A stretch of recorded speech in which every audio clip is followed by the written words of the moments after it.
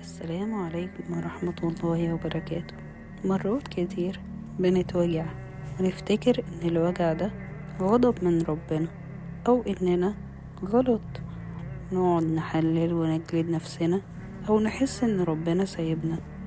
بس الحقيقة الابتلاء مش علامة ضعف ولا غضب من ربنا، الابتلاء اختبار.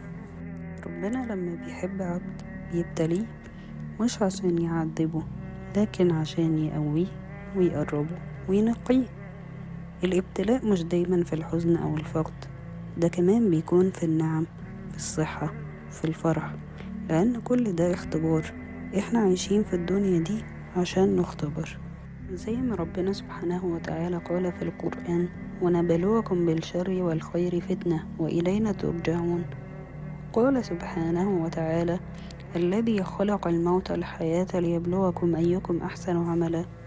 وقال النبي صلى الله عليه وسلم: إن الله إذا أحب عبدا ابتلاه. وقال عليه أفضل الصلاة والسلام: أشد الناس بلاء الأنبياء، ثم الصالحون، ثم الأمثل فالأمثل. يعني كل ألم بتمر بيه وراه حكمة، يمكن يكون عشان 5 حاجات. الأولى عشان ربنا يمحي ذنوبك ويبعدك عن النار. التانية يرفع درجاتك في الجنة. 3 ويطهر قلبك من حاجة زي الحسد أو الكبر. 4 ويزرع جواك صفات جديدة وعبادات قلبية زي التوكل والرضا وحسن الظن.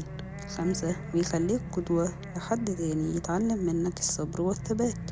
فلو بتمر بابتلاء دلوقتي، جرب تبص ليه من زاوية مختلفة تماما، مش كغضب لكن كتطهير ورفعة وكلطف جاي بس لسه مش باين. ربنا وعدنا: فإن مع العسر يسرا، إن مع العسر يسرا. يعني مفيش ضيق إلا ومعاه فرح وفرج، ومفيش عسر بيغلب يسرين. خليك واثق من ده، خلي نظرتك لله دايما فيها حسن ظن، وخلي قلبك مستني اللطف اللي جاي.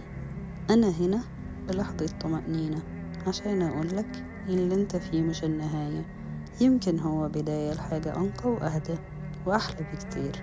لو الكلام ده لمسك ابعته لحد يمكن محتاج يسمعه، وخليك معانا هنا في لحظة طمأنينة جديدة، وصلي على اللي هيشفع لك. والسلام عليكم ورحمة الله وبركاته.